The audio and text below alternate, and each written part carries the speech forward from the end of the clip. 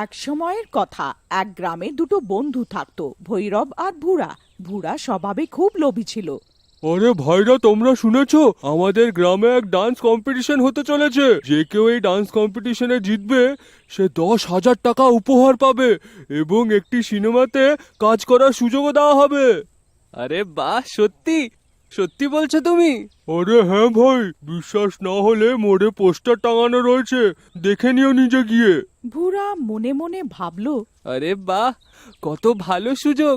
আমি নিজের বউকে জেরেম হোক করে রাজি করাবো এই ডান্স কম্পিটিশনে ভাগ নেওয়ার জন্যে। উপহার পাওয়া যাবে, সঙ্গে আবার সিনেমাতে কাজ পাওয়া গেলে আমাকে তো সারা জীবন কিছু কাজই করতে হবে না, বাড়িতে বসে বসে টাকা আসবে। বাবা, অনেক মূল্যবান সুযোগ এটা। কি হলো ভাই, কি ভাবনায় পড়ে গেলে? কিছু না, আমি এখন ঘরে যাই, লক্ষ্মী অপেক্ষা করছে হয়তো। ঘরে গিয়ে ভুরা নিজের বউ লক্ষ্মীকে কম্পিটিশনের জন্য রাজি করানোর চেষ্টা করে। দেখো প্রিয়তমা, খুব ভালো সুযোগ এটা। যদি তুমি সিনেমাতে কাজ পেয়ে যাও তো আমরা অনেক টাকা পাবো। না গো, আমার ডান্স ফ্যান্স করার নেই, আর না সিনেমাতে যাওয়ার আছে। আমরা যেমন আছি তেমনই ভালো। ভুরা বুঝিয়ে বুঝিয়ে হেরে যায়, কিন্তু লক্ষ্মী কথায় রাজি হয় না। তখনই ভুরা একটা উপায় ভাবে লক্ষ্মীকে রাজি করানোর জন্য।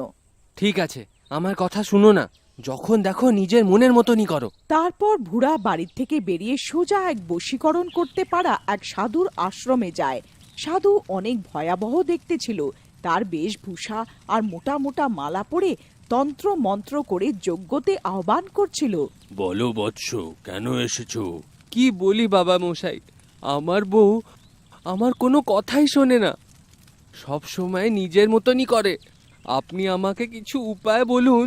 বুঝলাম বৎস, ওইখানে আমার কুটিরের ভেতরে যাও, একটা থলিতে ভস্য মুড়ে রাখা আছে, ছোটটা নিয়ে এসো। ভুরা কুটিরের ভেতরে যায় আর থলির থেকে বড়ি বের করে আর সাধুর কাছে যায়। এই ভস্য দুধে মিশিয়ে নিজের বউকে খাইয়ে দিও, তারপর দেখো সে কেমন তোমার বশে এসে যায়। ধন্যবাদ বাবা। সেইখান থেকে ফিরে এসে রাত্রে ভুরা দুধে ভস্য মিশিয়ে লক্ষ্মীকে দিয়ে যায়।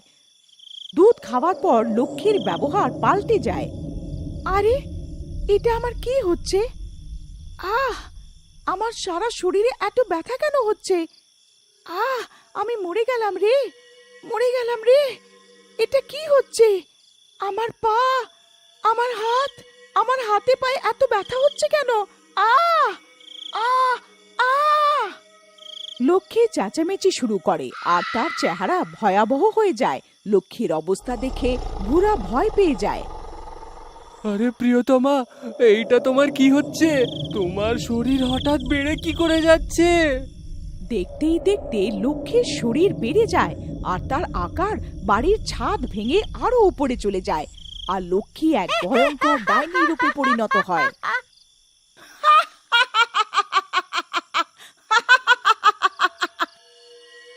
আমি কত বড় হয়ে গেছি!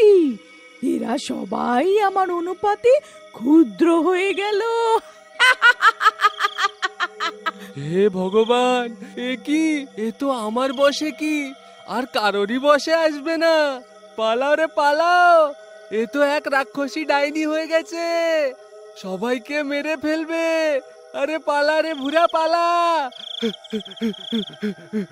তারপর বুড়া সেখান থেকে পালিয়ে যায়।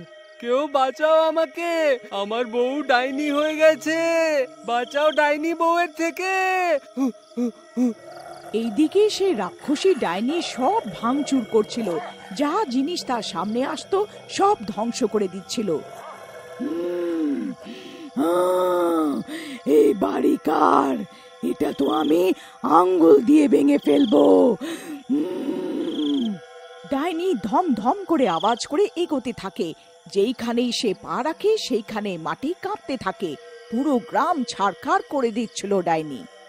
আরে, কি জিনিস? এত বিশাল পাহাড়ের মতন ডাইনি, এ তো পুরো গ্রাম ধ্বংস করে দেবে। আরে প্রিয়তমা, তাড়াতাড়ি বাড়ির থেকে বাইরে এসো, সেই ডাইনিটা তো আমাদের ঘরের দিকেই এগিয়ে আসছে। চলতে চলতে ডাইনি জঙ্গলের দিকে এগিয়ে যাচ্ছিল।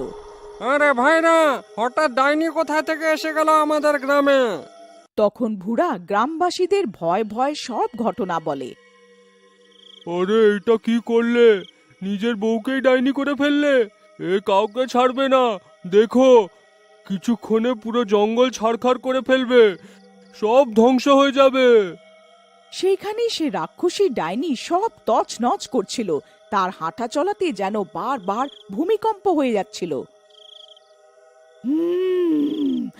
আমি এই পৃথিবীতে রাজ করব এই পৃথিবীতে। সব তছনছ করে দেব। ভৈরব ভুরাকে জিজ্ঞাসা করে, তুমি কোন বাবার কাছে গেছিলে? এখন আমরা ওনার থেকেই সাহায্য পাবো। তারপর ভুরা ভৈরব আর বাকি গ্রামবাসীদের সেই বাবার কাছে নিয়ে যায়। আর কিছুক্ষণে তারা সেই বশীকরণ বাবার কাছে পৌঁছে যায়।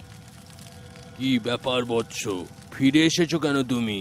বাবা মশাই, আপনি যে ভস্য একে দিয়েছিলেন তাতে এর বউ তো ডাইনিতে পরিণত হয়েছে।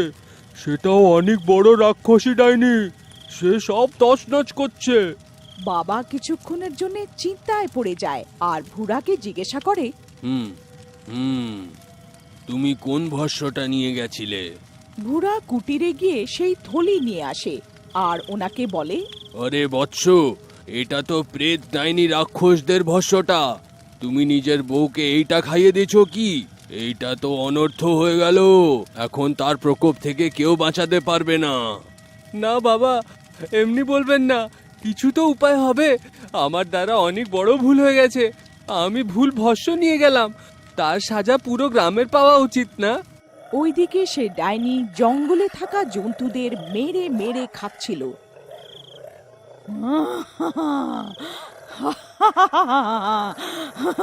কত মজা আসছে! এই সব জন্তুরা আমার থেকে ভয় পাচ্ছে। এখন এই খরগোশের পালা।